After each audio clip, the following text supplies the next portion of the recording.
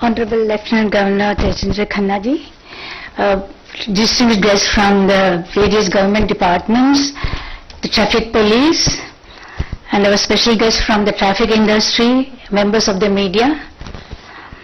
The brief given to me by my colleagues was to be very brief about what the magazine is all about, and which we are going to release in a few moments from now.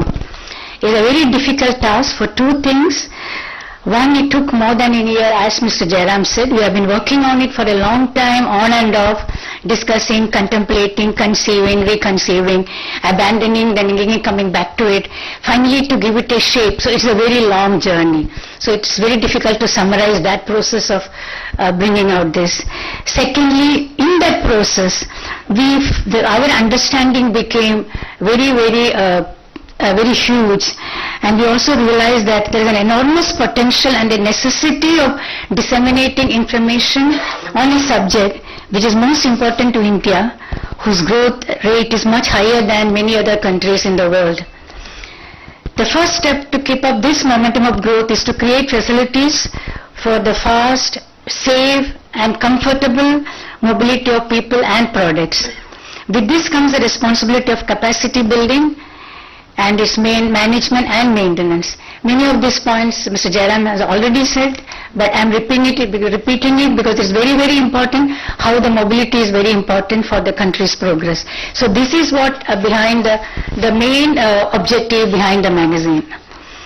Traffic Infratech will look at the mobility in its totality, infrastructure, management, solution, traffic engineering, safety and security, toll system, parking management, mass transport, most important, and the environment impact. By sharing the technological inputs from different countries at different companies, we will also try to bring in that human factor without which any technology application cannot succeed. This brings us to the big responsibility of creating awareness among the people about the right ways of using roads or the need to follow road safety rules. Road safety has now become a very prime concern of our government, and the magazine will highlight this aspect in a very, very highly focused manner. In a nutshell, we will bring together the policy makers, the enforcement authorities, the system providers, the organization engaged in research around the world, and the association supporting the government in areas of safety and technology development.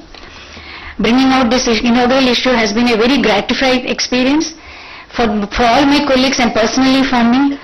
And this was possible with the great teamwork involving not just my colleagues but also traffic experts who willingly gave me address. Mr. Kadiali is sitting here.